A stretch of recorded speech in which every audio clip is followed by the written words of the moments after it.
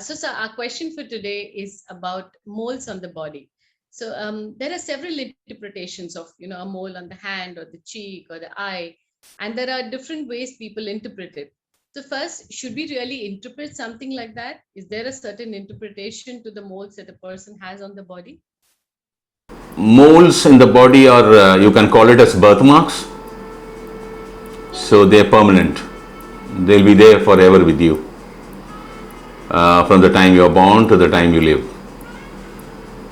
We have in our traditional sciences many aspects relating to human life and human science and so on. So probably if you give one of your hair from the head, we don't need to see you. Say suppose I live far away from you, few thousand kilometers away from you. If somebody can come and gives you one of your hair, I can write your entire horoscope reading that hair. Have you heard about it? Not really, sir. I know about. There are people still there now. There are people still there now who can do that job.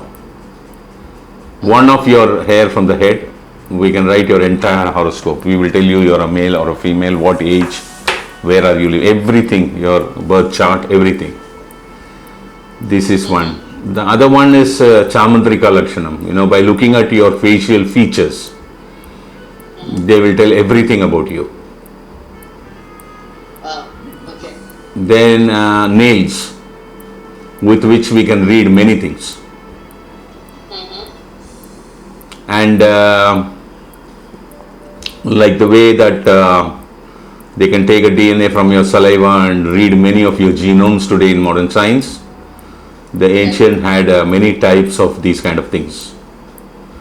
Moles is some kind of marks when you're there, got developed when you're in the uterus as a fetus, and these marks remain with you forever.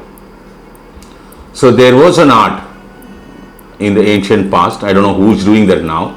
I've heard about it, I've seen it in the literatures, that with moles in your body as birthmarks, they can read a lot about you. They can, they can define your character. They can, define your, personality traits. They can define your fortune, future, whatever that they do it with horoscope, which is called Arudam.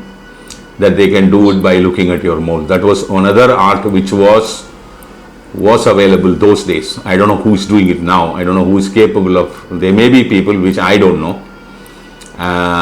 This is one which they have one science that they have practiced in the ancient days. But all these things have. There are people whom I have seen who can read you with your facial features. Even in psychology, when it comes to question of psychoanalysis and all that, they read the facial feature for criminals. Normally in criminals there are no gap between both the eyebrows. Okay. The eyebrow is one straight from this end to that end. Okay. And there are features of the faces being studied.